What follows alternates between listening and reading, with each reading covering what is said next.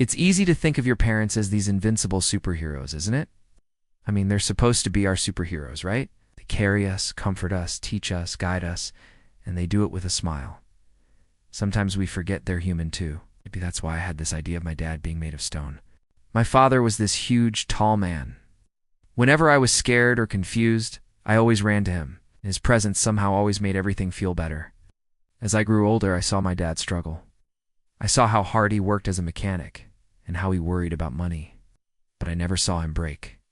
Not until one quiet evening when I was 12, I remember coming home from school and finding my dad sitting in the living room. It wasn't unusual, but I remember thinking how oddly still he was. Then I saw the wetness on his cheeks, the tightness around his eyes. And for the first time, I saw my dad crying. It was like the world stopped. I remember feeling confused, scared, and a sudden surge of protectiveness towards him. The dad, who was usually strong and stoic, was sitting there crying. He looked up at me and said, "I don't know how much longer I can do this." I didn't understand those words then, but his vulnerability shook me. It was like the bravest thing he could have ever done. I ran to him and hugged him. I don't remember what I said, but when he held me close, I felt his body shaking with sobs. And in that moment, I knew whatever struggles he was facing, he would overcome them because he had to protect me. I promised to myself to become stronger, smarter, and kinder. I wanted to help ease the burden he was carrying. That day, my dad shared his worries with me. He talked about his job, the bills piling up, and how afraid he was of not being able to provide for me. Hearing him admit his fears and sadness felt surreal. He confessed how he wanted to give me a better life, and how he felt like a failure when he could unfulfill that wish. I remember thinking, why does this big, strong man need to be so perfect? Why can't he just be my dad? In that moment, I decided to keep his worries and fears as my own. It's not a burden I should have carried, but somehow I did. I cleaned the house more often, helped out neighbors, and even picked up extra shifts waiting tables, all to earn some money to ease our financial strain.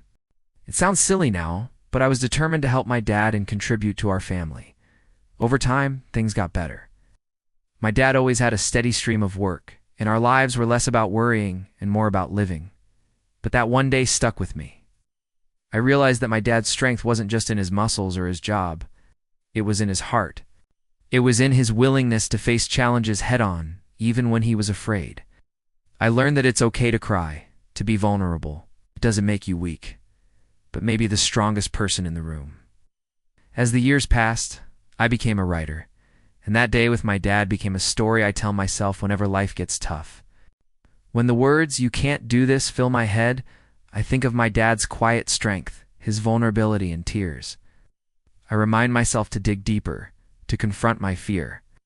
I draw strength from his example, his gentle giant, whose heart was bigger than his hands, whose love was as solid as the mountains, yet who cried like the sky when the rain falls. He didn't hide his tears. He didn't pretend he was stronger than the situation. He let himself feel it all.